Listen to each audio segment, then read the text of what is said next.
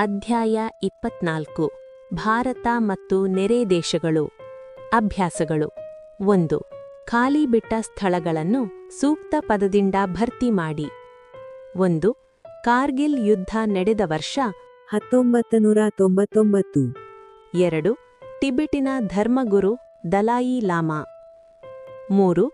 Awami league ವಿಮೋಚನಾ ಚಳುವಳಿಯ ನೇತೃತ್ವ ವಹಿಸಿದವರು ಶೇಖ್ ಮುಜೀಬುರ್ ರೆಹಮಾನ್. 4. ಸಾರ್ಕ್ 1985ರಲ್ಲಿ ಅಸ್ತಿತ್ವಕ್ಕೆ ಬಂದಿತು. 5. ಚಿತ್ತಗಾಂಗ್ ಪರ್ವತ ಪ್ರದೇಶದಿಂದ ಭಾರತಕ್ಕೆ ವಲಸೆ ಬಂದ ನಿರಾಶ್ರಿತರು ಚಕ್ಮಾ. 2. 2 ಅಥವಾ 3 ವಾಕ್ಯಗಳಲ್ಲಿ ಉತ್ತರಿಸಿರಿ. 6. ಭಾರತದ ನೆರೆ ದೇಶಗಳಾವುವು? ಉತ್ತರ: ಭಾರತದ ನೆರೆ ದೇಶಗಳು ಚೀನಾ, ನೇಪಾಳ, ಭೂತಾನ್, ಬಾಂಗ್ಲಾದೇಶ, ಮ್ಯಾನ್ಮಾರ್, ಪಾಕಿಸ್ತಾನ ಮತ್ತು ಶ್ರೀಲಂಕಾ. 7.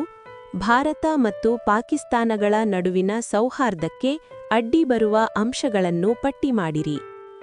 ಉತ್ತರ: ಭಾರತ ಮತ್ತು ಪಾಕಿಸ್ತಾನಗಳ ನಡುವಿನ ಸೌಹಾರ್ದಕ್ಕೆ ಅಡ್ಡಿ ಬರುವ ಅಂಶಗಳು ಕಾಶ್ಮೀರ ವಿವಾದ, ಮಿಲಿಟರಿ ಆಕ್ರಮಣ, ಭಯೋತ್ಪಾದನೆ, ಜಲ ವಿವಾದ, ಅಲ್ಪಸಂಖ್ಯಾತರ ರಕ್ಷಣೆ, ವ್ಯಾಪಾರ ವಾಣಿಜ್ಯ ಬೆಳವಣಿಗೆ ಮುಂತಾದವು. 8. ಚೀನಾ ಮತ್ತು ಭಾರತ ನಡುವಿನ ಸಂಘರ್ಷಕ್ಕೆ ಮುಖ್ಯ ಕಾರಣಗಳಾವುವು? ಉತ್ತರ: ಚೀನಾ ಮತ್ತು ಭಾರತದ ನಡುವಿನ ಸಂಘರ್ಷಕ್ಕೆ ಟಿಬೆಟ್ ಮತ್ತು ಅರುಣಾಚಲ ಪ್ರದೇಶಕ್ಕೆ ಸಂಬಂಧಿಸಿದ ವಿಚಾರಗಳು ಮುಖ್ಯ ಕಾರಣವಾಗಿವೆ. 9. ಬಾಂಗ್ಲಾದೇಶ ಸ್ವಾತಂತ್ರ್ಯ ಪಡೆಯಲು ಭಾರತವು ವಹಿಸಿದ ಪಾತ್ರವನ್ನು ವಿಶ್ಲೇಷಿಸಿರಿ. ಉತ್ತರ: ಬಾಂಗ್ಲಾದೇಶವು ಪಾಕಿಸ್ತಾನದ ಭಾಗವಾಗಿದ್ದು ಅದನ್ನು ಪೂರ್ವ ಪಾಕಿಸ್ತಾನವೆಂದು ಕರೆಯಲಾಗಿತ್ತು. ಪೂರ್ವ ಪಾಕಿಸ್ತಾನದಲ್ಲಿ ಮಾನವ ಹಕ್ಕುಗಳ ಉಲ್ಲಂಘನೆಯಾದ ಹಿನ್ನೆಲೆಯಲ್ಲಿ ಭಾರತದ ಮಿಲಿಟರಿ ಪ್ರವೇಶ ಅನಿವಾರ್ಯವಾಯಿತು. 1971ರಲ್ಲಿ ನಡೆದ ನಿರ್ಣಾಯಕ ಯುದ್ಧದಲ್ಲಿ ಪಶ್ಚಿಮ ಪಾಕಿಸ್ತಾನವು ಸೋಲುವುದರೊಂದಿಗೆ ಪೂರ್ವ ಪಾಕಿಸ್ತಾನವು ಬಾಂಗ್ಲಾದೇಶ ಎನ್ನುವ ಹೊಸ ರಾಷ್ಟ್ರವಾಗಿ ಉದಯಿಸಿತು. 10. 1962ರ ಚೀನಾ-ಭಾರತ ಯುದ್ಧದ ಪರಿಣಾಮಗಳೇನು?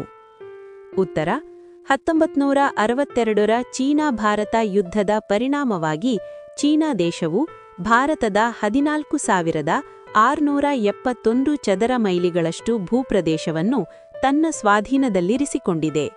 ಇಂದಿಗೂ ಎರಡು ದೇಶಗಳ ನಡುವಿನ ಗಡಿಯಲ್ಲಿ ಯಥಾಸ್ಥಿತಿ ವಾಸ್ತವಿಕ ನಿಯಂತ್ರಣ ರೇಖೆ ಮುಂದುವರಿಯುತ್ತಿದೆ. 11. ಸಾರ್ಕ್ ಸ್ಥಾಪನೆಯ ಉದ್ದೇಶಗಳಾವುವು?